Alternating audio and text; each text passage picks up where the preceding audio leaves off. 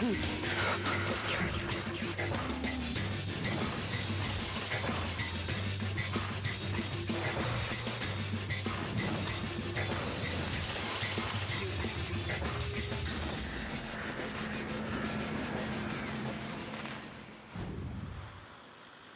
March the 1st, 1989, the first day of another autumn.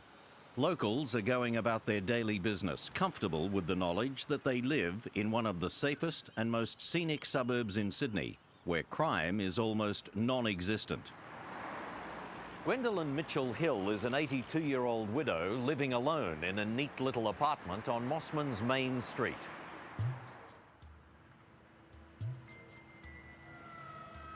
It's mid-afternoon when Mrs. Mitchell-Hill visits the local shopping centre, and by 4 o'clock she walks the short distance towards her home unit.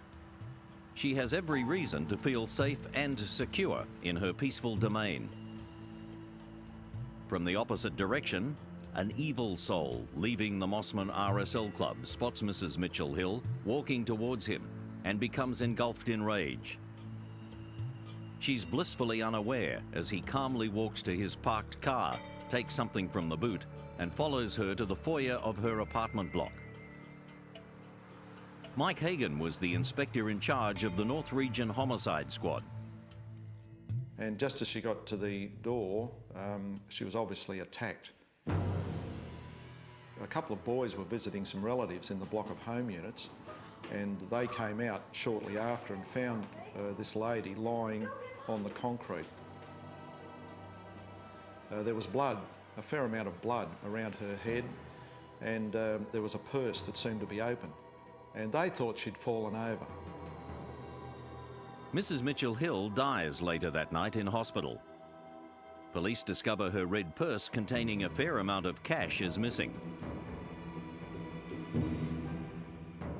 One of the state's most experienced forensic pathologists, Dr. Joe DeFleu, conducts the post-mortem and expresses some major concerns.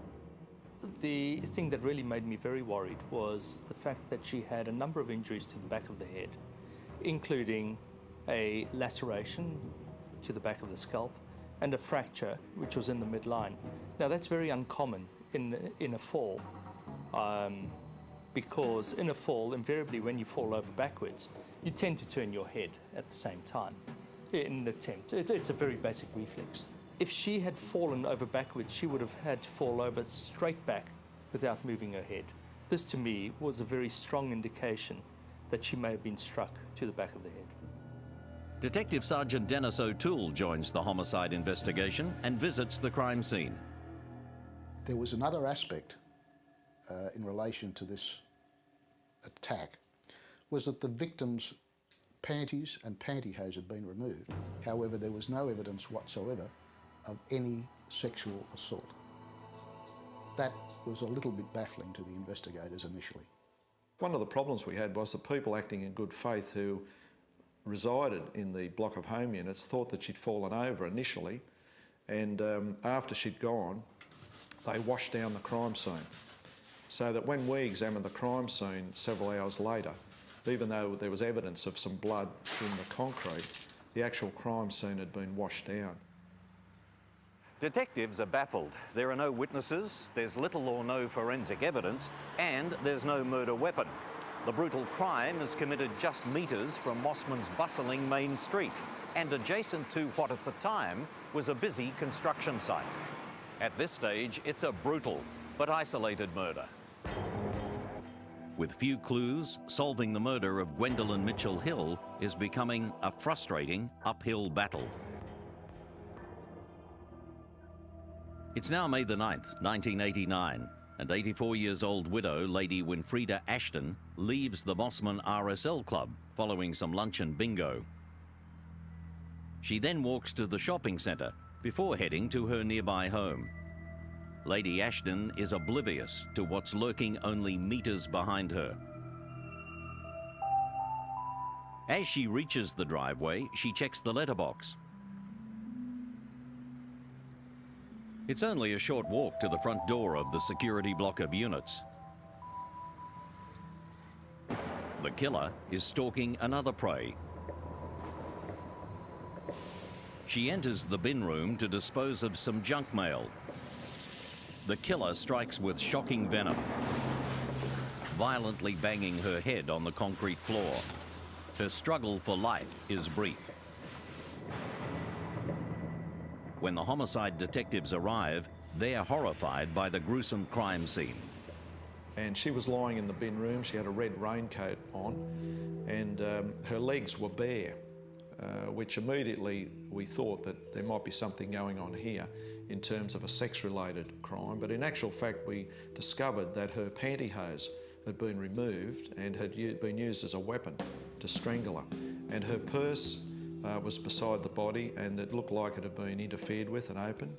And her walking stick and shoes were placed, seemed to be quite neatly at the foot of the body. But again, as in the first attack, it was very frustrating for police that there were no witnesses. All persons living in the area had been canvassed, yet nobody actually saw anything that could assist the police in the identification of a possible offender. News of this second murder sends the media swarming to the area. The circumstances of the murders of Gwendolyn Mitchell-Hill and Lady Winfreda Ashton are strikingly similar. The attacks occurred within weeks of each other in Mossman apartment blocks. Both women were in their 80s, both brutally bashed and robbed. The latest victim is the widow of Sir William Ashton, one of Australia's most celebrated landscape artists. A source of real concern. Justice Barry O'Keefe was a senior barrister and mayor of Mossman at the time. Well, the immediate reaction was disbelief. This sort of thing can't have happened in Mossman. It must be somebody from outside. It's got to be. One of us wouldn't be doing this. The pressure on investigators to quickly solve the case is perfectly understandable. Who knows when or where the killer will strike again? Police begin a massive 4 square kilometre, 2,000 home canvass of the Mossman precinct, and they meticulously follow up every lead. Several witnesses gave police a description of a person they saw in the area, and an identikit was prepared. That person, for want of a better word, would be described as possibly a druggie, unkept, untidy, with bad teeth, quite a good description. But unfortunately, I believe that it played a very big part in forming an opinion in people's minds that that's the type of person we were looking for as a murderer. Dr. Rod Milton, Sydney's leading and most experienced forensic psychiatrist, is called in to prepare a psychological profile as to who the killer might be. Probably someone who was employed, who lived locally, who had some peculiar relationship with significant women in his life previously that we wouldn't know about, and who might just possibly have had a military background. And generally, crimes of that level of violence are committed by people who are reasonably young. The juvenile theory was brought up basically because of the time of day and because of the close proximity to each of the murder scenes to high schools. With this in mind, Hagan and his team liaise closely with the principals, teachers and staff of the nearby high school. The police investigative sweep of the area embraces members of the Navy and Army stationed in the Mossman area. Enormous resources are utilised in the police probe. And then, a startling development. A month later, a neighbour checks Lady Ashton's letterbox to find her wallet inside. It's intact, minus some cash. Police locate the woman who found the wallet, discarded in Mossman's Ashton Park, ironically named in honour of Lady Ashton's late husband. A search of the park fails to discover any further clues, but the release of the identikit sparks a litany of sightings from the anxious community. So what we had now was what we believed to be a stranger killing. Now, stranger killings are about 20% of murders for us to look at. They're the hardest to try and track down, they're the hardest to try and solve. So we had a tremendous problem in front of us with these 2 murders.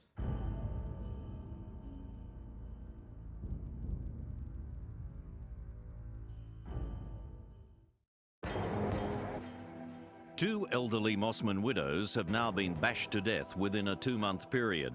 The killings occur in broad daylight as each of the women makes their way home. There are no clues to the killer at either of the crime scenes, and the bodies are displayed in sexually degrading poses.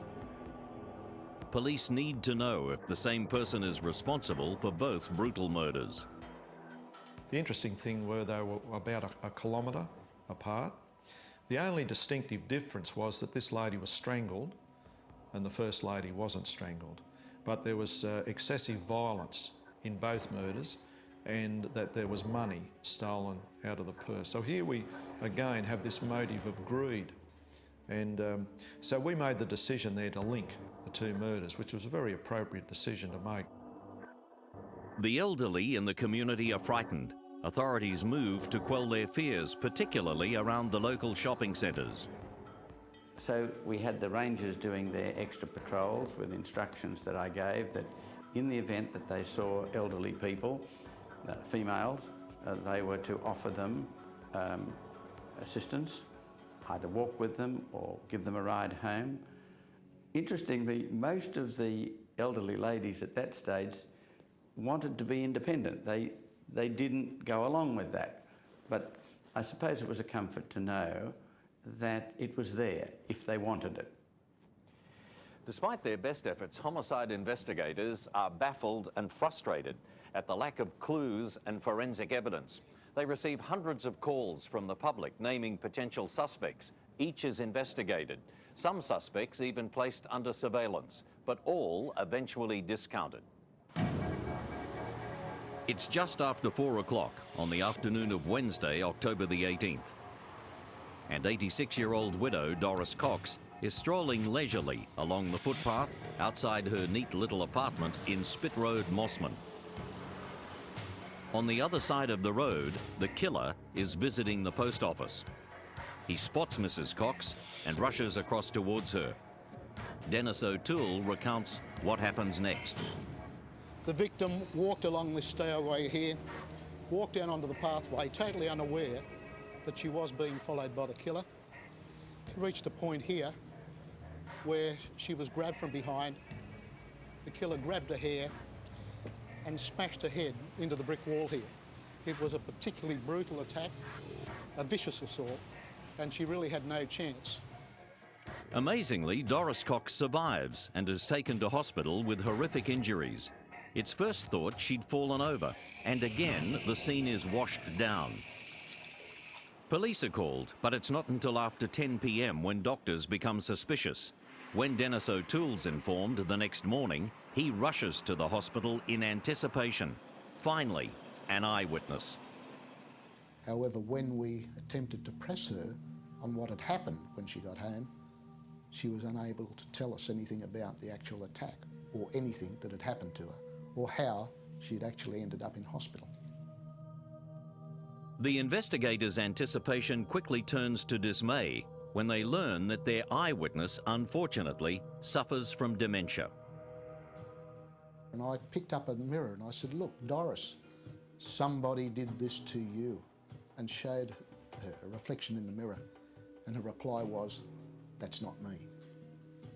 So it was one of extreme disappointment, and basically walked out of the hospital wondering what else can go wrong. We appealed to the public after this attempted murder in October.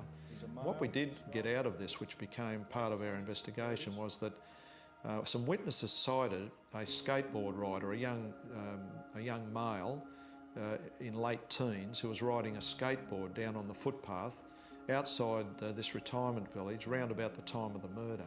So these witnesses supplied a sketch drawing, a penry was done, and it was released to the media. And for several weeks we endeavoured to find the skateboard rider.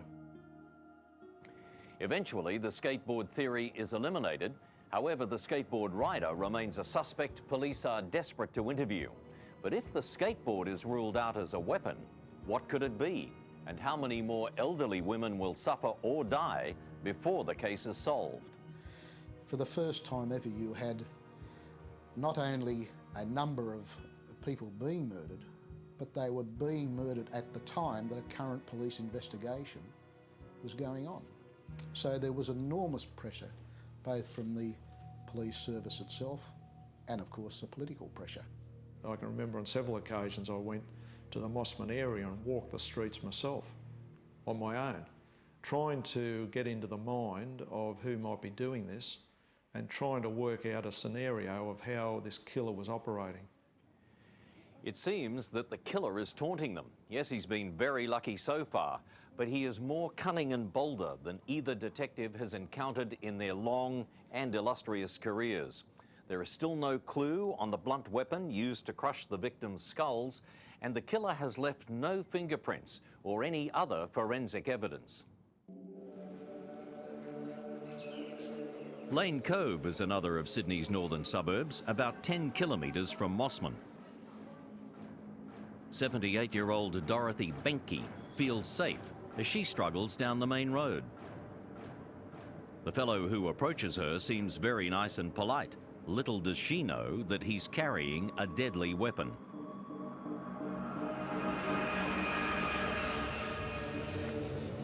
He engaged her in a conversation, amazingly, given the publicity that had been generated and the police warnings given, and actually got him to carry her shopping bags. At that moment, she invited him into her unit for a cup of tea. He declined the cup of tea, and at that stage, amazingly, decided he would not kill her. Minutes after that encounter, retracing his steps back up the laneway towards the bustling main street of Lane Cove, he passes Margaret Frances Pard, an 85-year-old widow who's making her way home. He turned, followed her down the laneway, where he brutally attacked her from behind.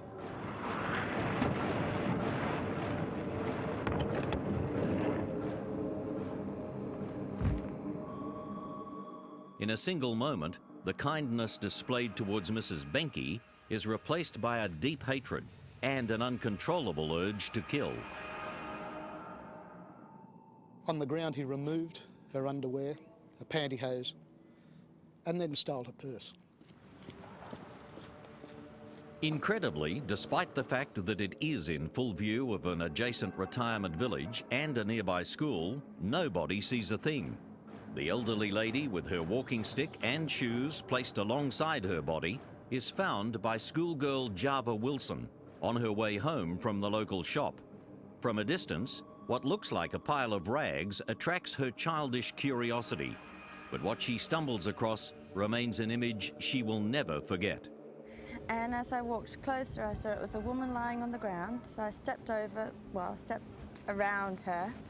I ran inside, up the stairs to my apartment to get my mum. It was dark blood right in the back of her head, and she had a pool of like a halo around her head of, I don't know, around this big from her actual face, and she was face down.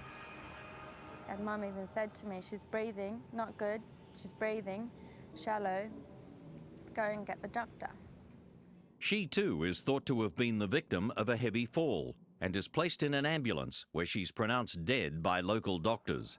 Good-meaning neighbours yet again wash down the crime scene, removing any potential forensic evidence, yet another blow for investigators. The previous two events, the two murders and the attempted murder, were at Mossman, within 1 kilometre of one another. And now we're faced with a similar type murder that's now at Lane Cove, which is several kilometres away. The other problem we had is the copycat syndrome, which unfortunately the media got onto this issue fairly quickly and publicised the fact that it was a copycat killing. A post-mortem reveals that death is due to massive head injuries, but forensic experts can't identify the weapon. The body count of elderly women is now 3 dead and 1 survivor in just 7 months. All bludgeoned and bashed in broad daylight, all degraded in some perverted way, and all having had small amounts of money stolen. The next day, the tabloids give the killer a name. All these ladies, being over 80 years of age, were obviously looked upon as being grandmothers. And so this title evolved of the Granny Killer.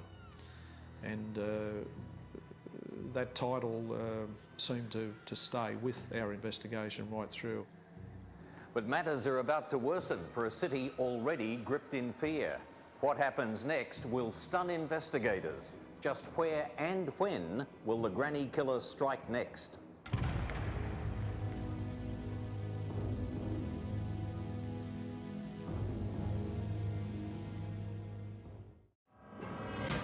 There is now no doubt a serial killer is preying on elderly women on Sydney's North Shore.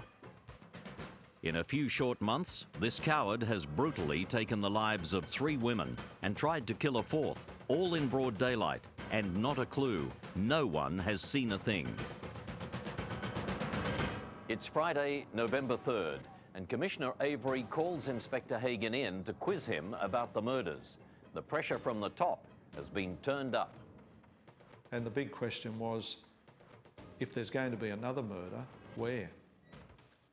And how far do we extend the parameters of our investigations now? I mean, it was of great concern. And from our original criminal profile was that we were still looking at a young person. In the absence of fingerprints, police believe the killer may be wearing gloves. As for the murder weapon, experts still have no clear theory as to what it might be. In none of these cases were we able to provide anything but the very broadest impression of what the weapon was. The weapon was a blunt object, it had some weight, probably not an overwhelming amount of weight, so in other words it wouldn't weigh 10 kilograms or so, possibly weighed a number of kilograms, but we just couldn't say more than that. And it really frustrated us. Police set up an operations room at Lane Cove. For many officers, sleep is not an option, as detectives work throughout Thursday night and well into Friday. Towards the lateness of Friday afternoon, I decided that it was time I went home. I was getting tired. And so we left instructions there, and we had deputy commanders and other people to carry on. So I headed home. And I was just about home late Friday afternoon, within a kilometre of my home, when my beeper went off, and it was the office. And the call was, "Boss, you better turn your car around and come back to work." And they said, "You're not going to believe this, but we've got another murder." We had worked basically 2 days without a break, and I'd actually taken the top off a can of beer before I was to return home when the phone rang, and it was news that there had been another victim, and this time at a retirement village at Belrose. This retirement village is nestled in a leafy area of Belrose, also north of Mossman. It's mid-afternoon, and 81-year-old Olive Cleveland sits on a bench, enjoying the distant ocean views. She's joined by an unwelcome stranger. She moves towards the dining room, but the stranger takes her by the arm and leads her down a nearby ramp. Isolated and out of sight, he smashes her skull with a blunt weapon. He pulls up her dress and, using her pantyhose, strangles her so tightly that the material is embedded in her neck. He goes through her handbag and methodically places it beside her, along with her shoes and walking stick. When she's found by staff, the body is placed in a small in-house mortuary. Initially, it's believed that the trauma to her head is due to a heavy fall, but reality bites and the police are called. They arrive to find another crime scene has been washed down. The news devastates homicide investigators. These horrendous murders were taking place, and nobody saw the offender. And that was the bone of contention with the investigators. What are we missing? Why aren't any of these matters being seen by the community? Somebody must have seen something. So whoever was committing them was fitting in to that community. Dr. Rod Milton sees a distinct pattern emerging.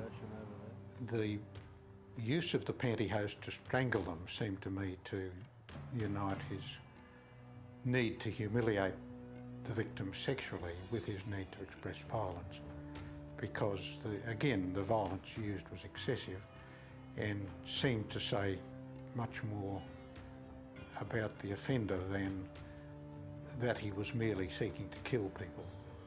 It seemed to say that there was this peculiar mixture of sexuality and a need to humiliate. Generally, the people who are neatest in our community are those whose training obliges them to be neat, and that means they're people who've had some sort of military training.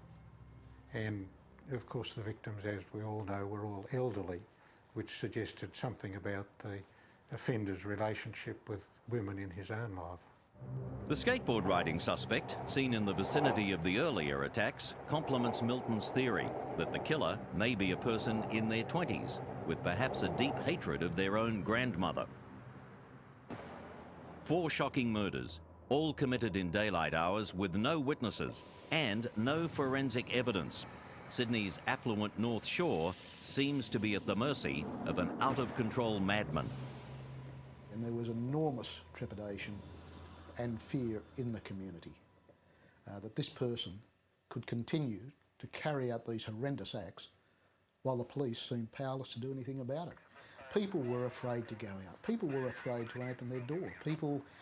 Police were going to houses, knocking on the door and the canvas to get information, and people would not open the door to police and saying, how do I know that you're not a police officer? How do I know that you're not dressed up as a police officer? Saturday, the day after Olive Cleveland's murder, and the North Shore Task Force is officially established. Inspector Hagan's put in charge and handpicks his expanded team to work around the clock. So from then on, we increased our numbers to a combined task force of about 70 personnel, including homicide investigators, district detectives, intelligence officers, analysts, computer experts, forensic examiners, and that gave us a total of about 70 personnel. Despite the increased resources, police have surprisingly little information and enlist the help of broadcaster John Laws, who makes this dramatic appeal. Did you see Lady Ashton that afternoon? Do you remember the lady with the red nylon raincoat and a walking stick? Did you see her being followed? To date, 4 defenceless elderly women have been brutally murdered. Following this appeal, the state government ups the ante. In response to a request from Police Commissioner Avery, the state government has doubled the reward, with $200,000 now offered for information leading to the killer or killers of the 4 elderly women on Sydney's North Shore. As well as investigating a series of murders, police hold community meetings to instruct elderly citizens on personal security. The task force works relentlessly, some investigators up to 20 hours a day. Undercover cops pose as gardeners and workers at retirement villages. No stone is left unturned in the painstaking search for the killer. One of the characteristics of a serial killer is that they're very charismatic. They have an ability to be friendly with their victim prior to killing the victim. The task force officers are being bombarded with tips from the public. All are checked and virtually all are discounted. The very next day, a jogger finds Mrs. Pard's stolen purse near a drain here at the Lane Cove Golf Course, where a week earlier it had been thrown by the granny killer. Police know that if the assailant isn't caught soon, he'll strike again. It's a heavy burden for the investigators, and the burden is about to increase to an almost intolerable level.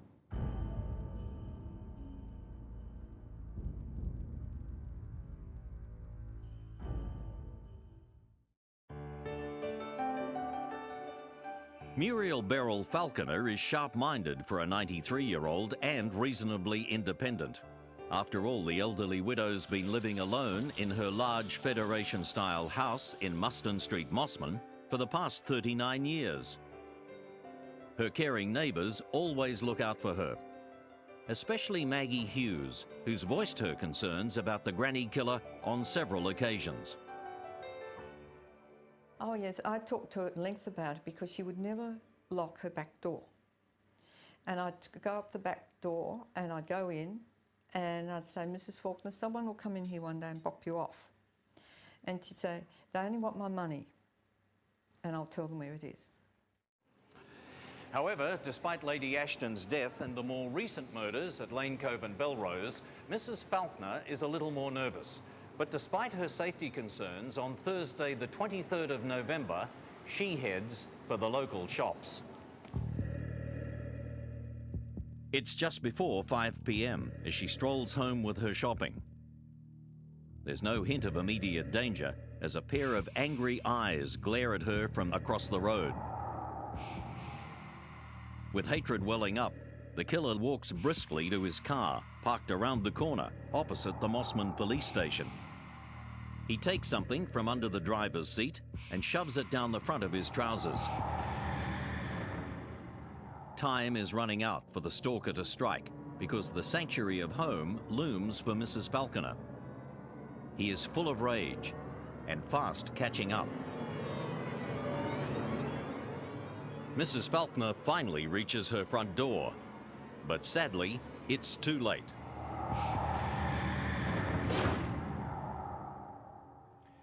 The following morning, neighbours become concerned that Mrs. Faulkner has left her Meals on Wheels lunch uncollected at the front door. Neighbour Maggie Hughes decides to check on her friend and enters Mrs. Faulkner's house using a spare key she'd been given. And I opened the main door and I noticed the ice cream, a full ice cream container on the floor, and little purse was on the table there, and the money was all spilt out. And I nearly fell over. And all of a sudden I saw her body in front of me.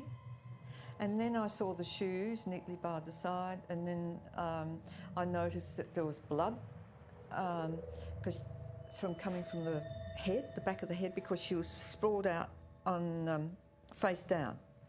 And I could see all the dried blood. And also, being a trained nurse, the odour, I knew that she had just recently died. But as soon as I saw the shoes, the clothes pulled up, and I could see the pantyhose around the neck, I then was very suspicious that it was a granny killer. In fact, I don't think I was suspicious, I think I knew. What happened was that he hit her once, she went down. She attempted to get up a second time, and he'd positioned himself in another position, and he hit her again. And then when he was removing her pantyhose and her clothing, she made noises. So he stopped what he was doing and he struck her again. The injuries sustained by Mrs. Faulkner were very severe. There were multiple blunt force head injuries. They were rather dramatic in extent. And she'd also been strangled with her pantyhose. We had no doubt that this was another case of this series of murders. Maggie amazingly maintains her composure, giving no thought to the fact that the killer could still be lurking inside. And it was while I was waiting, that's when I noticed the shoe mark. And I put my own foot next to it. And I remember thinking he can't be a very tall man because it was quite a broad foot and not a very long foot mark. The killer had, obviously unintentionally, trod in the victim's blood. And so we had a footprint in blood in the carpet. Not only one footprint in blood, but we were able to follow a pattern of footprints through the house.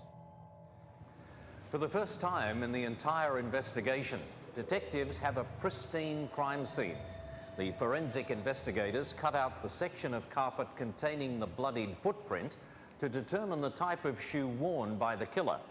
The media is quickly on the scene, but Detective Inspector Hagan believes that this important piece of forensic evidence should be kept confidential.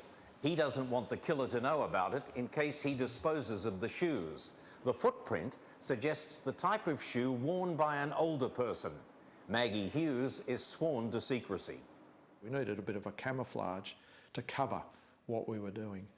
And it was suggested that beside this home there was a building site at the moment. There was a lot of workmen there, and there was a lot of footprints in the ground. So anyway, we allowed the scientific police to take some plaster casts of some footprints in the mud in an adjoining premises. So it became quite public that the police had found footprints in the mud or in the dirt beside this house where the murder had been. And it became headlines. That night, the killer's at home watching the story on the 6 o'clock news. He smiles as he watches vision of police taking plaster cast moulds of a shoe print next door to Mrs. Falconer's home, knowing full well it isn't his. He's outsmarted them again, or so he thinks. The killer's mind is racing. He'll make sure there's nothing to link him to the vicious slayings. He goes to the small shed in his backyard, puts on a pair of thick rubber gloves, takes a bottle of hydrochloric acid from the shelf, picks up the murder weapon and pours the acid onto it. The acid dissolves the bloodstains and the discarded liquid runs into a bucket. Now he feels completely secure. A canvass of the area is conducted, and again it's fruitless. Maybe the killer is so nondescript that he just blends in with the community, a community now living in terror. A rush of information following the Falconer murder boosts the suspect list to 740. One by one they're discounted, until one suspect remains, a 22-year-old unemployed pensioner with a history of psychiatric problems and a hatred for his mother. He is put under 24-hour surveillance. At the same time, Detective Sergeant Paul Tuxford, an old-fashioned investigator with an analytical mind, is reviewing all of the police running sheets for any angle or lead that might have been overlooked. Tuxford decides something's missing, so he returns to speak to Maggie Hughes again. She tells him something previously unreported, that she had seen a portly, grey-haired, middle-aged man wearing a silver-coloured suit in the area on the afternoon of the murder. My eyes opened up and I said, well, why didn't you mention this before? And she said, oh, I thought I did. And we thought to ourselves, going back to the station, how convenient it would be for the killer to be an elderly man going to old women's houses, getting their confidence, and then assaulting them and killing them. And he would fit straight into the picture of the Mossman area. Sergeant Tuxford asks the task force computer expert to enter the words grey hair and man against all the crime reports on the lower North Shore for the previous 6 months. And then, bingo. A couple of minutes later, the reports started coming out. There were 6 initially, and I started reading them. And as I was starting reading them, I was getting more and more excited because I could see that this man had assaulted women of about the same age group as Falconer and the rest of the murdered women, knocking them over and stealing money from them. Sergeant Tuxford is certain that the grey-haired man is the killer, and he finds it difficult to sleep before the next morning's briefing. I was excited.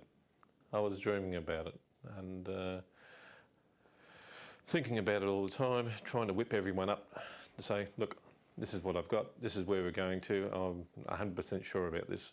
And when Dennis came through the door the next day, as I said, Dennis, I've got your man for you, but I just don't know who it is at the moment, but we'll find that out later on. Included in the information gleaned from the computer search is an assault by a grey-haired man on 84-year-old Margaret Todhunter in Mossman a year earlier. She's since moved to Queensland, and when Tuxford finally interviews her, she's able to provide an accurate description for an identikit drawing. There's more. In July of that year, an elderly lady at the Carolyn Chisholm nursing home in Lane Cove reports that a man had put his hand up her dress as she lay on her bed. Therapist Stephanie Holden knows that her patient hasn't imagined it either. Another lady yelled out, who could hear my voice. I went in to see her, and she was very excited that someone had touched her buttocks. And I thought she was having me on. I said so, and she said, oh, no, he did.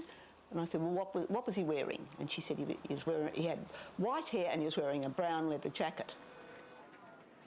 Another computer entry also gives detail of a similar assault in similar circumstances several months earlier. All these incidents have been reported to local police, but at the time they're considered to be unrelated events. As a result, the information has not been directly passed on to the task force. This latest data, however, seems to substantiate Sergeant Tuxford's grey-haired man theory.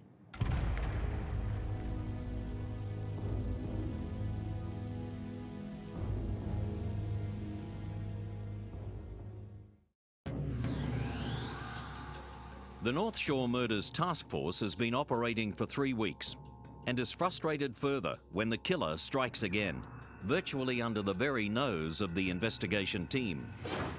The slaying of Mrs. Falconer is the most vicious of them all. However, the crime scene is the most revealing yet. Christmas 1989 comes and goes. The government has boosted the reward to $250,000. The deranged 22-year-old Mossman resident remains the prime suspect and under constant surveillance. But a grey-haired man is about to become a more prominent feature of the police probe. January the 11th, 1990, at Greenwich Hospital, an elderly patient, Daisy Roberts, calls a nurse for assistance. And said, oh, look, the doctor's been in and he's put his hand under my nightie and said, oh, you're losing your body heat, and he's gone. And the nurse said, no, that's not right, because the doctor hasn't been in today at all. And it could have been left at that. Fortunately, it wasn't. The sister, Pauline Davis, telephones Chatswood detectives to complain of an indecent assault. A young constable is sent to the hospital to investigate. A list of those who visited the hospital includes a grey-haired pie salesman named John Wayne Glover. But it's a local inquiry and not tied to the Granny murders. It's now 10 p.m. and considered too late by the officer to contact Glover at his Mossman home. She elects to continue the inquiry the next day. That person turned out to be a representative of a meat pie company who declined to say anything to them and wished to get legal advice. However, did agree to meet with police the following day with a solicitor to discuss this matter, to be interviewed. The following day, that person did not turn up for the appointed interview, and the police contacted his home to be told by his wife that he had attempted suicide. And as a direct result of these outlandish allegations by the police.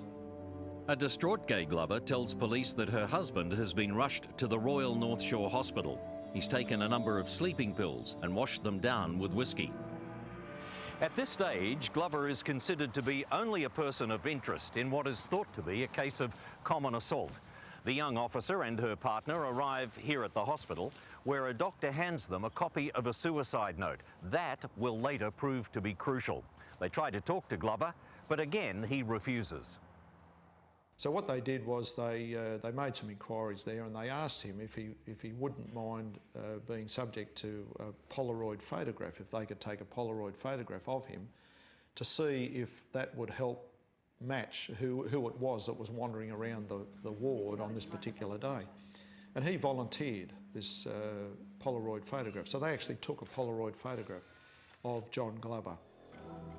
One of the detectives takes the Polaroid picture to Sister Davis at the Greenwich Hospital. She identifies him as the same man she'd confronted. So too does the elderly victim. More questioning is required. Unfortunately, the Polaroid photograph and suicide note are filed away when the investigating detective is required to complete a 2-week training course. In the meantime, Gay Glover, believing her husband's denials and fearing police mistakenly have accused him, commissions the services of lawyer Don Wakeling. On the one hand, incensed that the allegation was made against him and felt it was a total smirch on his character.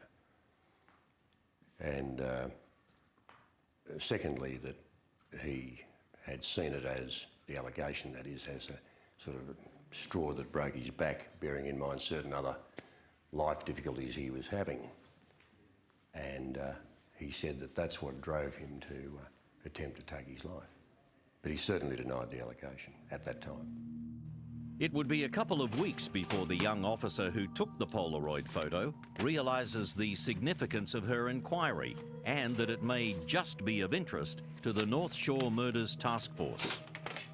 When we were presented with the Polaroid photograph of this person who was involved in an alleged indecent assault at the hospital, with the sketch, the police sketch made by the police artist in Queensland, the similarities jumped out at us, and I think as one, we all looked at each other and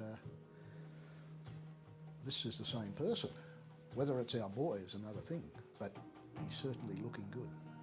The suicide note is quite interesting. It's a piece of paper that he'd obviously got from work, but there was a lot of writing on this note, and it was rambling writing because he was under the effects of the whiskey that he'd drunk. But right in the middle of that was words to the effect, "No more grannies," which was quite interesting and quite pertinent. No more grannies. The task force has now been handed its first real break in a frustratingly long and exhaustive investigation. None of the team has previously encountered anything of such enormity. And for Sergeant Tuxford, the originator of the grey-haired man theory, vindication looks increasingly more likely.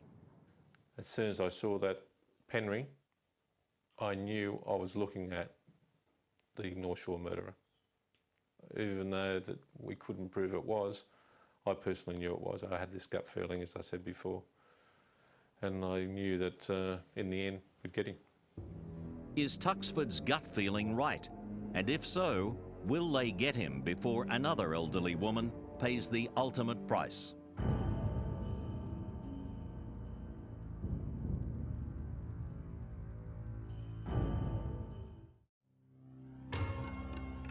Almost 12 months since the murder of Mrs. Mitchell Hill, and police now have a new prime suspect, a grey-haired man who appears to fit the bill. He's been accused of sexually assaulting elderly women. He attempts suicide, leaving a note that says, "No more grannies," and he's a Mossman resident. Detectives again examine the Glover suicide note for further clues. Besides "no more grannies," there are phrases such as "sell up" and "piss off," believed to be advice to his family. "Gay, don't try to understand, Essie started it," an explanation for his wife, Gay, regarding Glover's relationship with her mother, Essie. They also discover that Glover has become impotent, which detectives speculate could have led to the sexually degrading poses of the victims. In my own mind, I believed that this was our man. I've got to say that. And I know that other members of the team felt the same way. But you can't let that override your judgment or your thinking, and we had to prevent tunnel vision.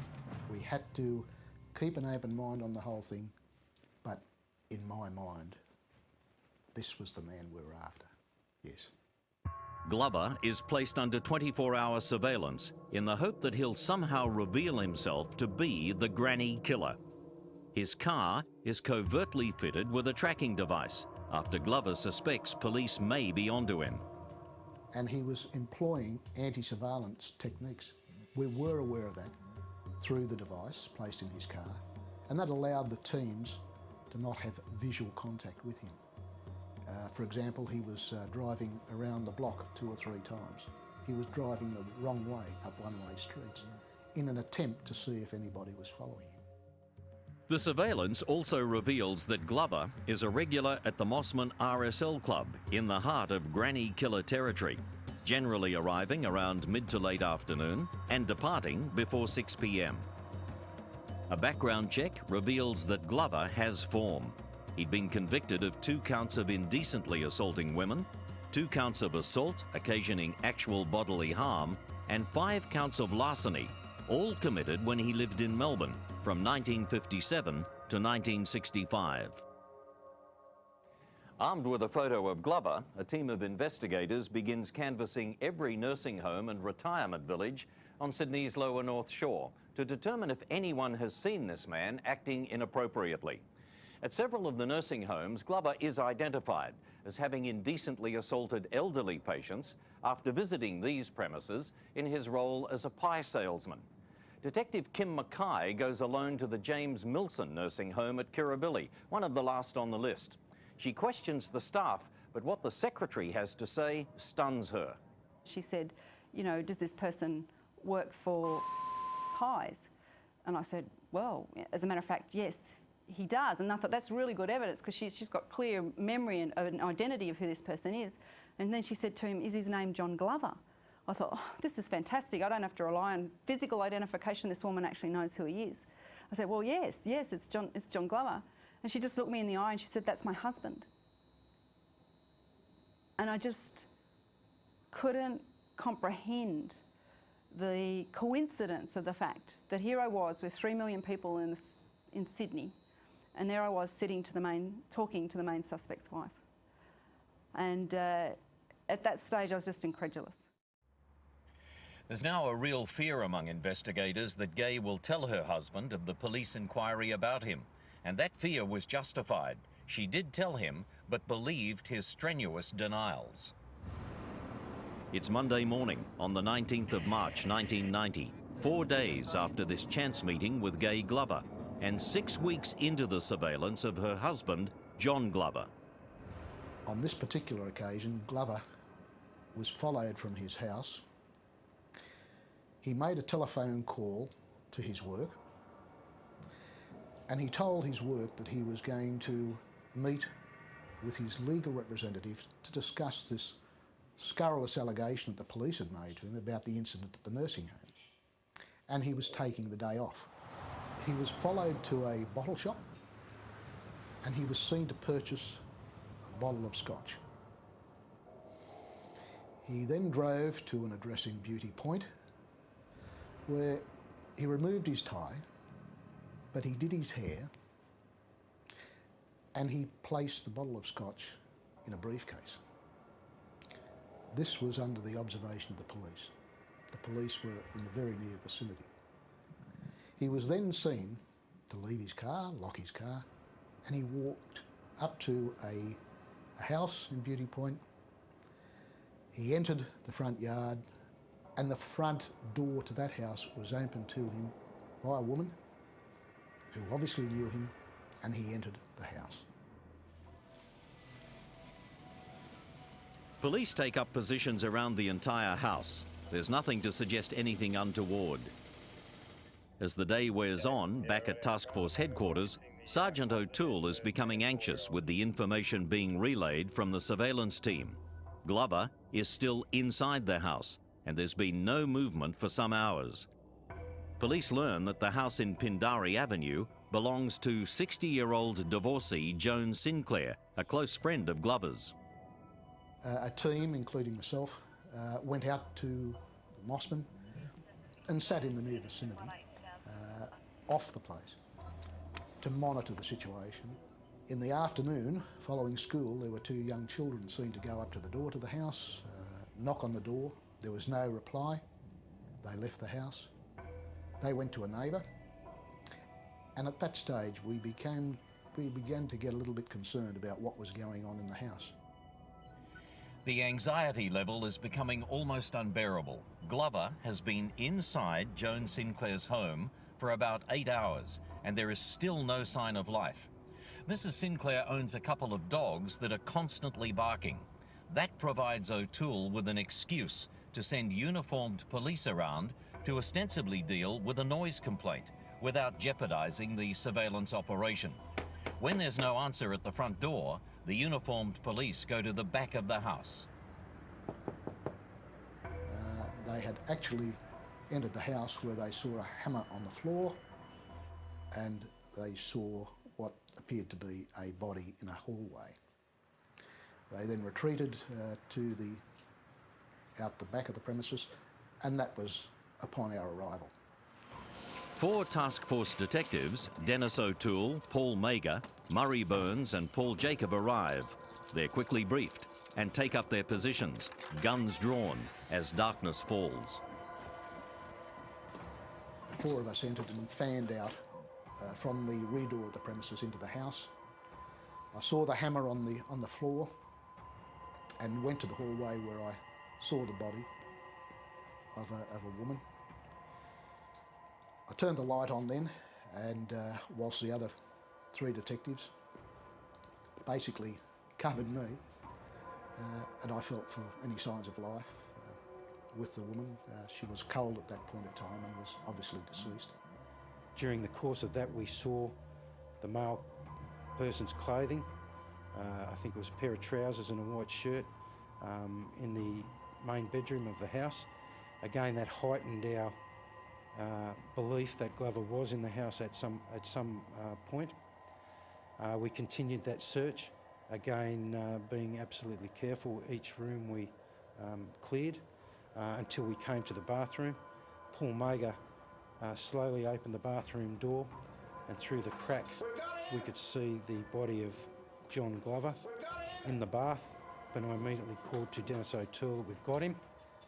His nose was just clear of the water, I saw that. He'd vomited in the bath, but he was still breathing. We checked him and he was still breathing.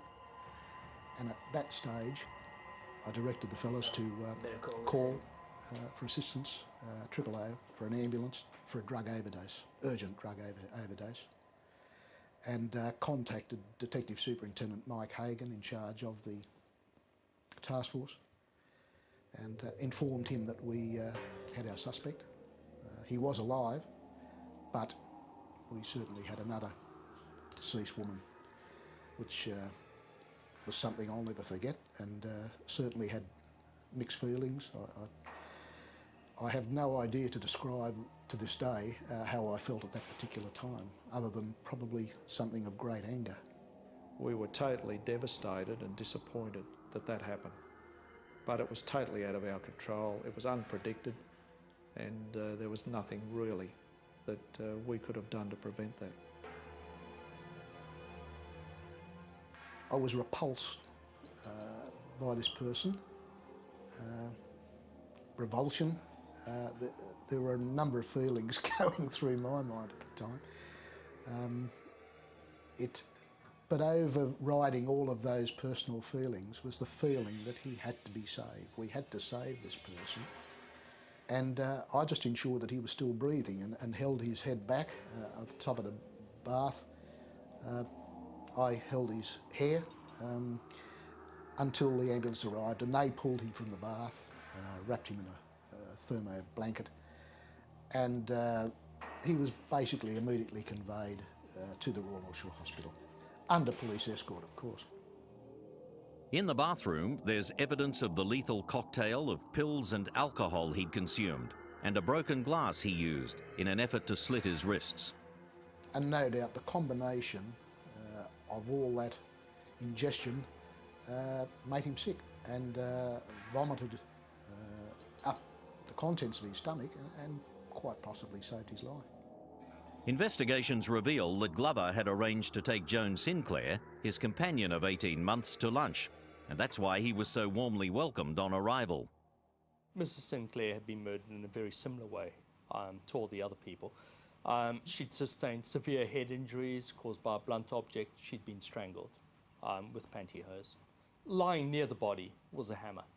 To find out that after all these deaths, that in fact the injuries had been caused by a hammer, really did surprise. The problem, of course, with all these murders was that the hammer was covered with toweling or other fabric, and this dramatically changed the bloodstain patterns. Not only that, but of course in the majority of cases, the death scenes were washed clean. So you landed up not being able to tell anything at the death scenes. The media is soon on the scene as the buzz becomes a roar that the granny killer has been caught.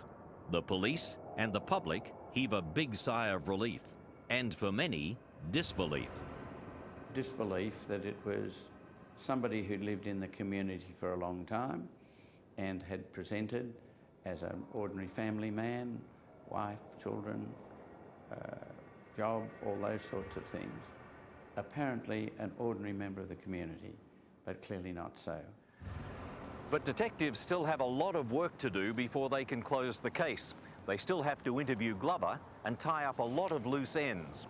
Detectives Murray Burns and Paul Jacob are assigned to accompany Glover to the hospital.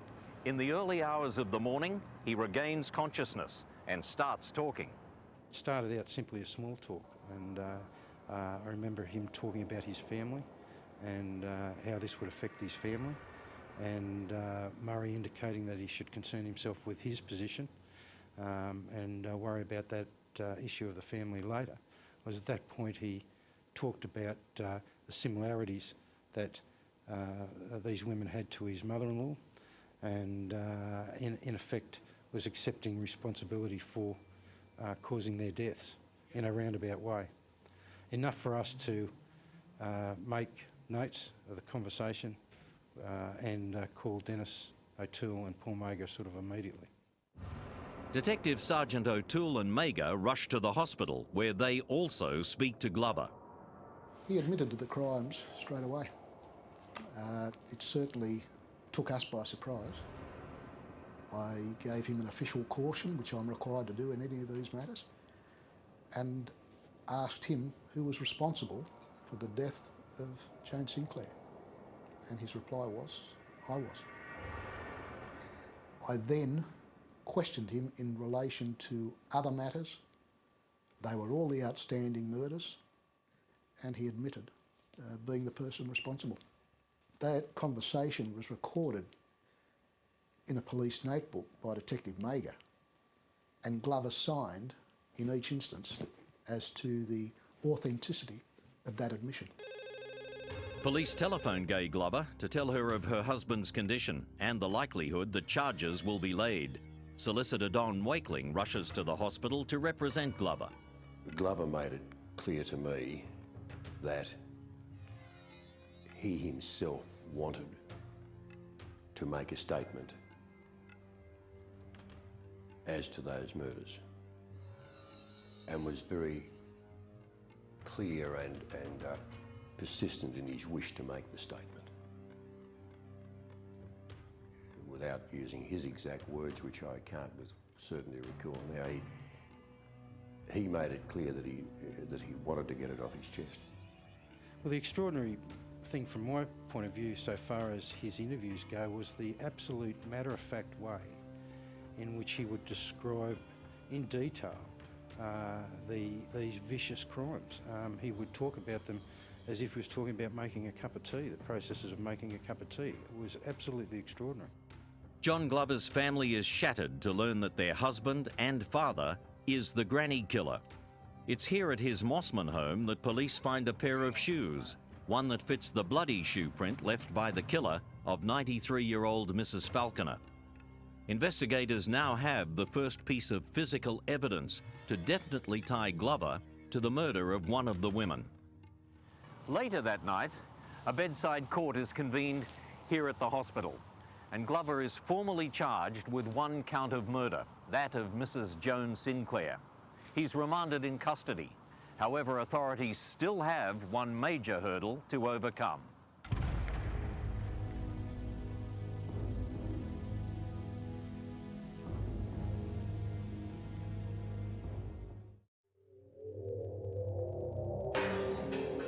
It's taken just over a year and the murder of 6 elderly women for police to finally catch the granny killer, 57-year-old pie salesman John Wayne Glover. He's admitted to the murders, but there is still much for police and prosecutors to do. They must ensure that any possible claims of temporary insanity are completely rebuffed. Task Force detectives return to the murder scenes with Glover, and there he freely describes in gory detail how he stalked and killed his victims. He would commit the murder and then invariably go to a local club where he would spend the money that he had just removed from the purses of the victims. And there's no doubt at all that he got a great deal of satisfaction in not only putting that money into poker machines, but to go and buy other people, and in particular elderly women, friends of his, drinks. I think it's fair to say that he got a great deal of satisfaction out of watching the media reports and reading the media reports after each of these murders. And it's something that the family, his own family, find very, very hard to come to grips with, where he would joke about the murders and say about this madman being out there and how the police couldn't catch him and the police were idiots and the police had no idea who he was. And that's had a very, very severe impact on his family. Police also delve into Glover's background to find out what motivated his lust for murdering old women. They discovered Glover came from a working-class family in Wolverhampton, and his mother Frida had several husbands and many boyfriends. She lived a very loose moral life. Glover had a petty criminal history with a string of convictions for thefts. He was in the army briefly, but was thrown out when his criminal history was discovered. In 1957, Glover migrated to Australia, living in Melbourne, where he was convicted of several indecent assaults. In 1968, Glover met and married Gay Rolls before moving with her to Sydney, where the couple lived in a Mossman home owned by Gay's parents, Essie and Jack. Glover was marrying above his station, and he knew full well that Gay's mother, Essie, didn't like him. When the Glovers moved into her Mossman house, the bitter feelings between Essie and Glover intensified. On March 28, 1990, John Wayne Glover, 57, salesman of Mossman, appears under heavy guard at Glebe Coroner's Court, where he's formally charged with 6 murders and a string of assaults. Although he's already admitted to the crimes, Glover is pleading not guilty. His defence, temporary insanity. We defended Glover's case on the basis of what's called diminished responsibility. And that is that though he plainly admitted what he did, the question then is whether what he did amounts to murder or manslaughter. The person chosen to handle this high-profile case is experienced Crown Prosecutor Wendy Robinson QC, someone who's prosecuted many prominent crimes, but nothing of this magnitude. The main pressure was that many people had remarked to me, including people who I thought were sufficiently educated to perhaps know a little better, that if you go out and hit little old ladies over the head with hammers, which is how these were generally characterised in the public, that you must be mad. And so that sense that people, even jurors who were presented close up with the detail, would think, well, if you go around doing this, you must be mad. There must be something mentally deficient about you, and that would translate into a diminished responsibility defence, was a very great concern. November 18th, 1991, and the trial begins. The defence puts up 2 psychiatric experts who give evidence that they believe a deep-seated hatred of his mother and mother-in-law drove Glover to commit the murders, and that he was insane at the time. But police give evidence that Glover made meticulous preparations for his 12-month killing spree. On each occasion, he would carry the hammer in his car. He'd carry out these acts. He'd invariably return home, burn the gardening gloves that he had used in the attack, and he would wash the hammer with hydrochloric acid and hose it down up in the shed, up in the backyard. He actually hated his mother-in-law and his mother, who at that particular time or prior to that were both over 80 years of age, so they fitted the characteristic of the victims that he was killing. So he had this emotional hatred for his mother-in-law and his own mother, and both of them had died of natural causes within several months prior to him commencing this murder spree. And we think that this was the motivation for him. It's Dr. Rod Milton's evidence that is crucial in rebuffing Glover's defence of temporary insanity, that Glover was bad, not mad. By saying, well, how could there be a division between good and bad if this person could be so self-serving as to wash the hammer to remove traces of blood, and at what point did the good person come in? Was the good person the one who washed the hammer, or was it the bad one? And I think by reducing this whole issue to the absurd, I think that probably made it clear to the jury that there really wasn't much in that kind of defence. And I saw Glover gritting his teeth, going redder in the face and gripping the edge of the dock with his fingers, and staring down at Dr. Milton as he gave his evidence. That was the only time I saw him show that sort of emotion or anger. I think the doctor was hitting the mark. Finally, Glover makes a statement from the dock, pleading to the jury that he had shown remorse for his ugly deeds. "I'm sorry. What more can I say?" he tells the jury as he feigns tears. And he was, for the most part,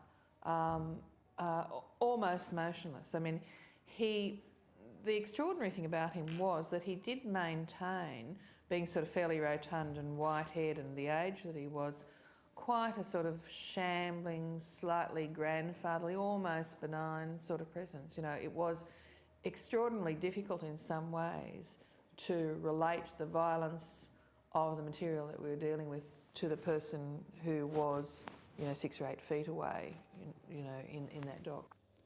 The jury only deliberates for a couple of hours before returning to a packed and hushed courtroom for the verdict. Glover stands at attention before Justice Wood as the foreman declares him guilty on each of the charges. His defence of diminished responsibility has been totally rejected, and John Wayne Glover, father, husband, and granny killer, is convicted and sentenced to jail for the term of his natural life. He gasped, and I don't think that his reaction was one of amazement that he wasn't found guilty of manslaughter, not murder. I don't think it was that. I think he was just suddenly realised that here he is. He's been found to be a murderer of such magnitude. So the case of the North Shore serial killings is now complete. John Wayne Glover has been put away, never to see freedom again. He'll die behind bars, knowing he'll always be known as the Granny Killer. For members of the task force, it's still far from over, as they struggle to recover from the emotional trauma. But despite the apparent closure of the Granny Killer's reign of terror, police remain convinced that John Wayne Glover has killed before. Dennis O'Toole is one of the few people with whom Glover still talks. On his numerous visits to Lithgow Jail, O'Toole often quizzes Glover about the unsolved murders. Now, in each of those matters, Glover has been interviewed. However, he has denied any involvement in any murder outside the Granny murders, if I could use that term. Despite his denials, we are firmly of the opinion that he is responsible for other outstanding matters. And I'm under no illusion that he plays mind games with me. We have spoken on many occasions. What value is there, I really don't know, because I'm aware of that mind game, but at least he's talking to me. But I think that John likes to be in control at all times. The file remains open on the murders of 7 elderly women. There are 4 in Melbourne between 1961 and 1968. Glover lived in Melbourne at the time and in the near vicinity of the murders of Elsie Boys, 63, Emmy May Anderson, 78, Irene Kiddle, 61, and Christina Yankos, 63. Glover is also strongly suspected of killing Florence Broadhurst, aged 78. She was found bashed to death in her home decor showroom at Paddington, Sydney on October the 16th, 1977. Glover knew Miss Broadhurst, a noted Sydney home decorator, and had visited her several times. Police believe he also committed 2 murders on the New South Wales Central Coast in the mid-80s, the same time that Glover visited his mother, who'd migrated and lived there. The victims were Josephine McDonald, aged 72, and 83-year-old Wanda Amundsen. All these women died in similar circumstances to those on Sydney's lower North Shore, and all of these cases remain open. With the granny killer now behind bars, this should have been the end of the story. But John Wayne Glover still has one more card to play. On Friday, the 9th of September 2005, John Glover commits suicide, hanging himself in Lithgow Jail. Police suspect that Glover may be responsible for 7 other murders. Has the granny killer taken his secrets with him to the grave? Dennis O'Toole is the last person from outside to see him alive. It was at that time that I reminded John that we'd made a pact some years ago where he had volunteered to me that when he felt that he was due to meet his maker, and they were his words, not mine, that maybe those dark secrets in his mind would unlock.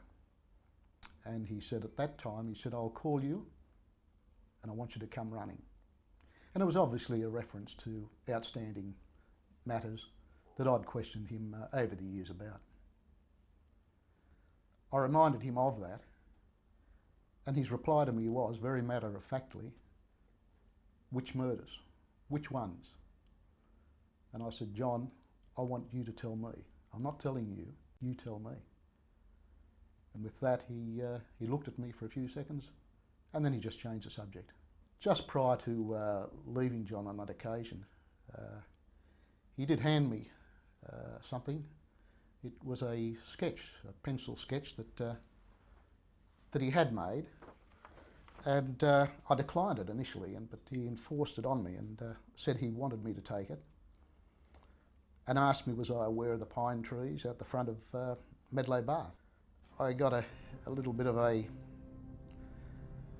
rise, I suppose, in my blood pressure when I had a look at the sketch, and looking at the pine trees in particular. There are some things there I can't make out, but one letter or one numeral that stands out in the pine trees appears to be the numeral 9. It's quite obvious and apparent in that sketch what that 9 represents. Is open to conjecture. It's a shock, absolute shock. I didn't expect it. I knew that Glover had been unwell, fairly seriously unwell, but I never expected him to be dead so quickly. And I never expected him to die in these circumstances so quickly. So it's quite sudden, really, from my point of view. And I can only presume that the things that have happened in recent weeks has impacted upon his mind. He's been thinking about it. This would be the last time that I'd see him, that I wouldn't call out there again. And I questioned him to that, as to why he would say that. And he replied that he was getting old. He was getting very old. I said, "John, we're all getting old." And I said, "You're not having silly thoughts, are you?" He gave a bit of a laugh and shook his head. I said, "John, you'll be around for a while. The devil looks after his own." John just gave a laugh, turned round and walked out of the room. Although Glover is now dead, many questions still remain unanswered, and the full extent of the granny killer's murderous activities may never be known. For the families who've been left to pick up the pieces following John Wayne Glover's reign of terror, their nightmare will never be over.